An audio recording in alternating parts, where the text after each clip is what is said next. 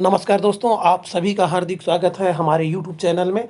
और आज हम बात करेंगे छत्तीसगढ़ के कर्मचारी अधिकारियों के हड़ताल पर जो राजनीति हो रही है। क्या है पर्दे के पीछे का सच? इस पर करते हैं एक विवेचना।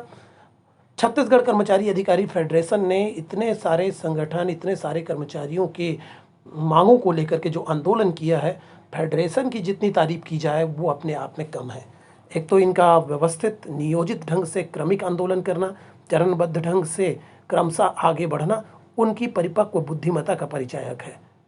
पहले सत्ता पक्ष के लोगों तक अपनी बातों को रखना, अपनी मांगों को रखना, विरोध में पर उसके बाद केवल एक दिन का सामूहिक अवकाश लेना, फिर 5 दिनों तक सांकेतिक हड़ताल करना और इंतजार करना, सरकार को मौका देना कि वो आए, उनके प्रतिनिधिमंडल के लोग उसके साथ बातें हों, एक वार्ता का दौर चले, अपने अपने पक्ष में ये अपनी अपनी बातें रखें, कहीं पर सामंजस्य हो, समन्वय हो और हड़ताल का क्रम रुक जाए। हड़ताल के लिए यहाँ पर छत्तीसगढ़ कर्मचारी अधिकारी फेडरेशन के लोगों को ना बैठना पड़े, ये समस्त कर्मचारियों की ओर से पहल किया गया। लेकिन सरकार सत्ता के मद में, सत्ता की ताकत में, सत्ता बल में एक बार भी इनकी सुधि नहीं ली। एक बार भी उन्होंने कोई पहल नहीं किया, वार्ता के लिए नहीं बुलाया, इधर ध्यान नहीं दिया, कहीं पे कोई बयान नहीं आया। उल्टे विधानसभा में संसदीय कार्य मंत्री माननीय श्री रविंद्र चौबे जी ने विधायकों, मंत्रियों को महंगाई भत्ता यानी महंगाई के लिए उनके वेतन में इजाफा कर दिया। ये एक अद्भुत बात हुई है विधानसभा में। विपक्ष के लोग, जैसे हमेशा से परंपरा रही है, रीत रही है कि विपक्ष के लोग हमेशा हड़तालियों का साथ देते रहे हैं। सत्ता पक्ष के विरोध में जो भी मुद्दे मिलते हैं, विपक्ष के लोग, चाहे वो कांग्रेसी हो, चाहे भारतीय जनता पार्टी के हो या अन्य दलों के लोग हो, विपक्ष के लोग इन अवसर से चूकते नहीं हैं, इन अवसरों को भुनाते हैं। माननीय श्री बृजमोहन अग्रवाल जी ने बड़ी प्रखरता के साथ इस बात को विधानसभा में उठाया और भारतीय जनता पार्टी के प्रदेश के प्रवक्ता लोगों ने भी बढ़िया विवेचना किया। उन्होंने कहा कि सरकार असंवेदनशील है, इसके पास कोई कोष नहीं है, कर्मचारियों की मांगों को, जो जायज़ मांगे हैं उनको ये पूरा नहीं कर रहे हैं। इस तरह के आरोप प्रत्यारोप लगे। संसदीय कार्य मंत्री श्री रविंद्र चौबे का कोई बयान इस पर नहीं आया। इधर लगातार अनिश्चितकालीन हड़ताल छत्तीसगढ़ कर्मचारी अधिकारी फेडरेशन के बैनर तले आयोजित होता रहा और विधानसभा की कार्रवाइयाँ, मानसून सत्र चलती रही। इस बीच 3 अलग अलग शिक्षक संगठन, बड़े शिक्षक संगठन छत्तीसगढ़ के, एक निष्पक्ष बैनर के तले भी आंदोलन करते रहे। उनका आंदोलन अनिश्चितकालीन हड़ताल के रूप में, अनिश्चितकालीन आंदोलन के रूप में जारी रहा। उन्होंने भी भरसक कोशिश की कि कर्मचारियों के हित में सरकार का निर्णय हो। छत्तीसगढ़ में हड़तालों का दौर लगातार जारी इसलिए है क्योंकि छत्तीसगढ़ में मध्याह्न भोजन को पकाने वाली रसोइयाँ लोग जो होते हैं वो लगातार मेहनत कर रहे हैं, उनका काम बहुत कठिन होता है, लेकिन सरकार उनकी भी मांगों को लगातार अनदेखा कर रहे हैं। रसोइया लोगों को 1200 रुपया मिलता है मासिक, 1500 की घोषणा हुई है पर मिल नहीं रहा है। वेतन नियमित नहीं मिलते हैं, इनका काम बहुत कठिन है। सुबह से आए रहते हैं, 3 साढ़े 3 बजे तक लगातार काम करते हैं और स्व सहायता समूह के अधीन इनको काम करना होता है। कहीं ना कहीं मानसिक रूप से ये प्रताड़ित भी होते हैं। आज श्रावण के महीने का तीसरा सोमवार है। भगवान भोलेनाथ के दर्शन करने मैं भी जा रहा हूं। आज सवारी में भी रहूंगा और महाकाल महाराज से यही प्रार्थना है कि सुख समृद्धि और रिद्धि सिद्धि मध्य प्रदेश की जनता की जिंदगी में आए। हमारा प्रदेश और देश प्रगति के पथ पर आगे बढ़ता जाए। अभी मध्य प्रदेश के हमारे शासकीय सेवकों को 31% महंगाई भत्ता मिलता है। 11% पिछली बार हमने एक साथ बढ़ाया था,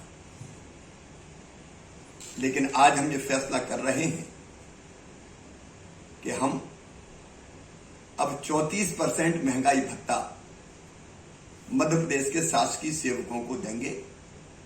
केंद्र के शासकीय सेवकों को 34% महंगाई भत्ता मिलता है। ये फैसला अगस्त माह के वेतन जिसका भुगतान सितंबर में होगा उससे हम लागू कर रहे हैं। शासन के ऊपर लगभग 625 करोड़ रुपए का अतिरिक्त वित्तीय भार आएगा, लेकिन 7.5 लाख से ज्यादा कर्मचारी बहनों और भाइयों को इसका लाभ मिलेगा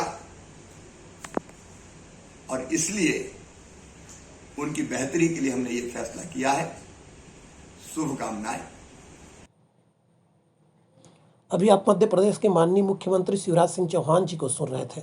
मध्य प्रदेश के अलावा उत्तर प्रदेश और कई और जगह है जहां पर, और कई राज्य हैं जहां पर कर्मचारियों के हित में निर्णय लिए गए हैं। छत्तीसगढ़ के मुख्यमंत्री जी को सुनिए। तो निश्चित रूप से लगातार आम जनता को सुविधा को ध्यान में रखते हुए इसका असर तो पड़ता ही है। अभी आप लोगों ने देखा कि किस प्रकार से मजदूरों के लिए भी हमने योजना लागू की। 7,000 रुपया प्रति वर्ष। मैं समझता हूं कि हिंदुस्तान में किसी राज्य से जुड़े हों उनके मानदेय और उसके क्षेत्र विकास निधि में भी हमने वृद्धि की है ताकि वो लोग भी सेवा कर सकें। आज ओल्ड पेंशन स्कीम, एक बात जो आप लोग कह रहे थे, क्या महंगाई भत्ता,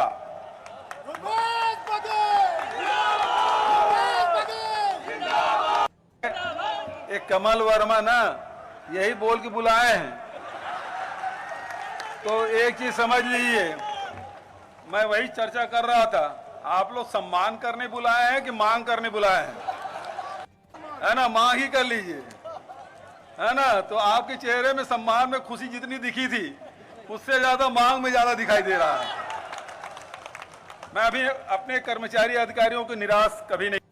छत्तीसगढ़ का मुख्यमंत्री कैसा हो, लेकिन आप मुख्यमंत्री कैसा हो? अभी आपने जो मांग रखी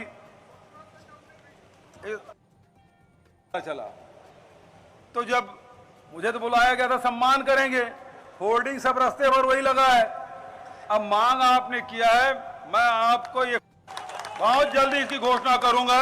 अधिकारियों से मुझे बात करनी पड़ेगी, आखिर इसमें कितना भार आएगा, क्या है। वित्त विभाग भी मेरे पास है, तो इसलिए मैं अधिकारियों से बात कर लूंगा और बात करके ये खुशखबरी सभी कर्मचारी संगठनों को बहुत बहुत हृदय से धन्यवाद देते हुए, आप सब ने जो सम्मान किया, जो अपनापन दिखाया, उसके लिए आप सबको जय हिंद, जय छत्तीसगढ़।